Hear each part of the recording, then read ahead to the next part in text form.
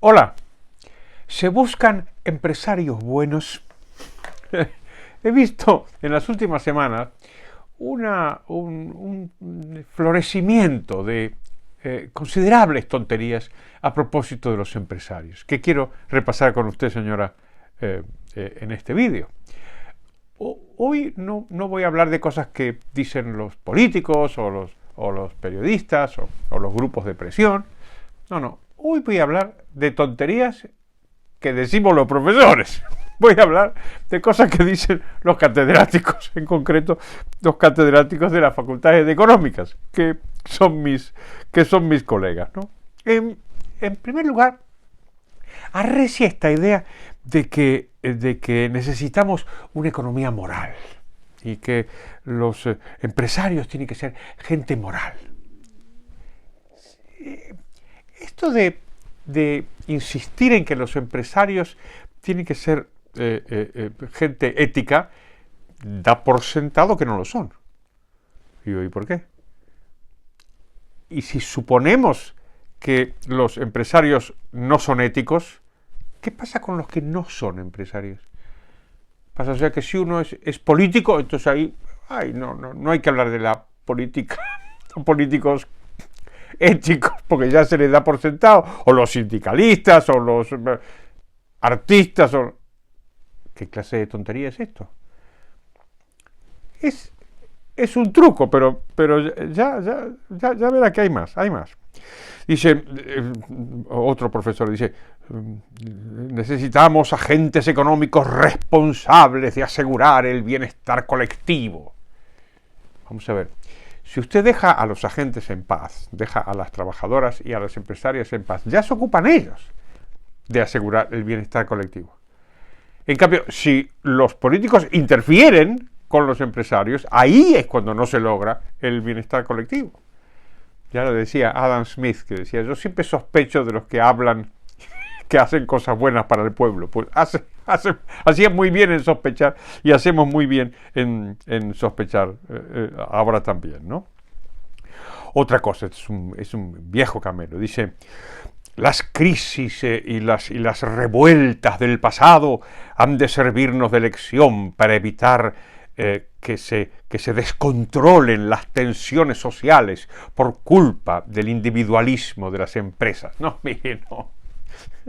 Esto es un viejo camelo, ¿no? Y es que el capitalismo, si lo dejas suelto, es decir, si la dejan usted en paz, señora, con su trabajo y con sus negocios, entonces se provocan unas tensiones sociales y finalmente los pobres de la tierra, como diría Frantz Fanon, se levantan y hacen la revolución. Todo mentira, señora. Las revoluciones nunca las hacen los trabajadores. La gente normal, la gente modesta, la gente corriente, que lo que quiere es vivir en paz. Las revoluciones siempre las hacen las élites.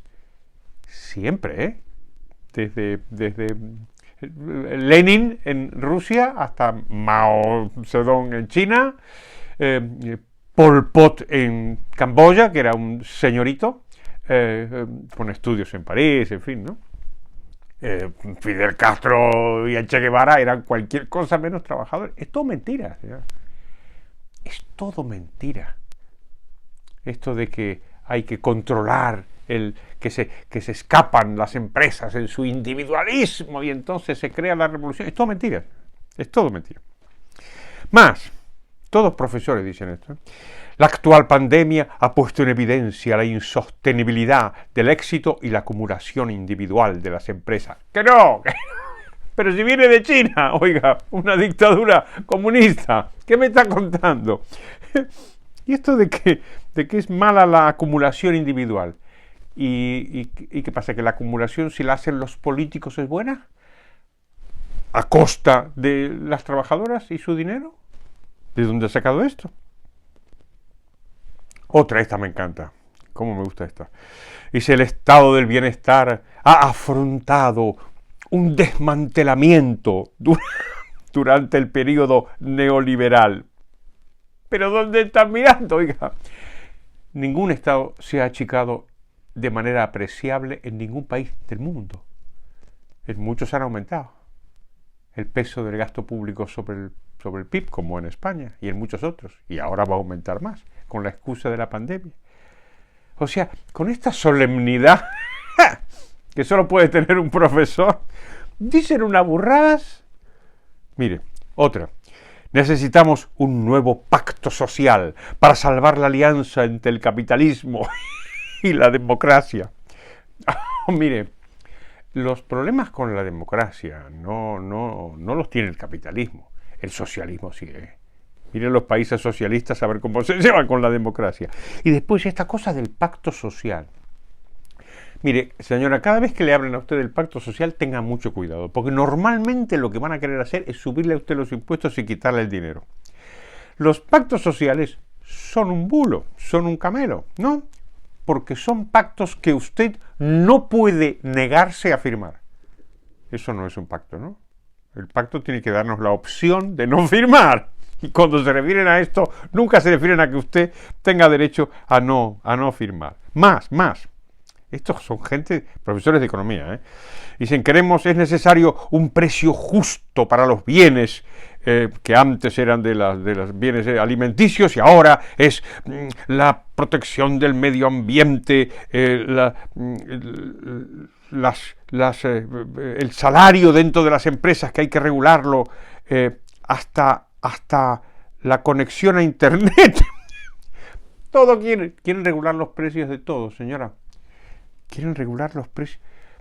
Vamos a ver, casi mejor nuestros viejos escolásticos españoles, que cuando discutieron esto en el siglo XVII, normalmente tendían a decir que el precio justo es el precio de mercado, señora. Porque si no, se encuentra uno con muchas complicaciones. Y es que cuando interviene el Estado en los precios de los bienes, desaparecen los bienes. Y lo sabemos desde los sumerios, hace 4.000 años, hasta Nicolás Maduro, en nuestro tiempo, o incluso en España. El gobierno de Pedro Sánchez quiere regular el precio de las mercancías, de las mascarillas, perdone, y ya tenemos problemas, claro, de abastecimiento de las mascarillas, porque dicen los farmacéuticos, con toda razón, que no van a vender una cosa cuyo precio no les resulte rentable y que puedan cubrir sus costos con él, ¿no? Más. Tenemos que nacionalizar empresas para salvarlas. Esto lo ha dicho José Borrell. Y no me diga ahora que estoy hablando de políticos, porque este señor es catedrático de economía, además de mi universidad, es colega mío.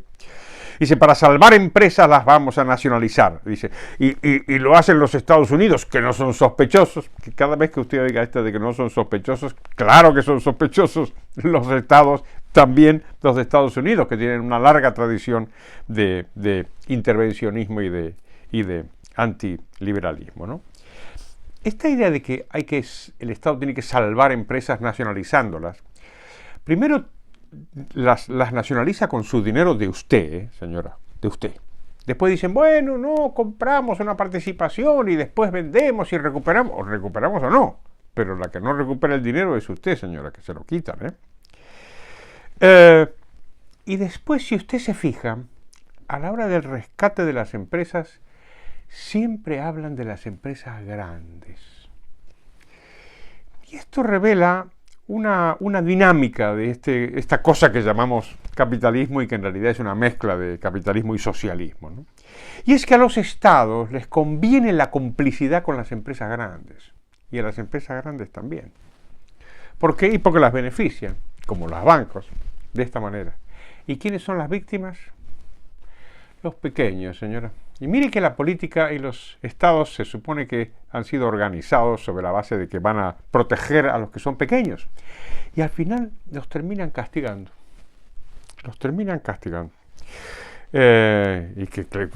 Claro que están nacionalizando empresas los estados en Europa, en Estados Unidos, los británicos también. Esto no significa que sean una cosa que haya que imitar, ¿no? Es interesante que con toda esta prédica a favor de los empresarios, yo creo que en realidad los políticos no quieren empresarios. El empresario o la empresaria, por definición, es algo que está en contra de la política. ¿Por qué? Y porque son espíritus libres, que necesitan libertad y quieren competir para crear riqueza y empleo. Esto no es lo que quieren los políticos. Lo que suelen querer los políticos son empresarios obedientes. Eso sí. Aparte, incluso que les puedan dar dinero, en fin, esa es otra cosa. Pero de entrada, lo que quieren es que sean obedientes. Y los empresarios, muchos empresarios, también lo que quieren es un Estado que les ayude.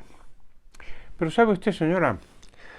A menudo la ayuda del Estado es como el abrazo del oso. Muchas gracias y hasta pronto.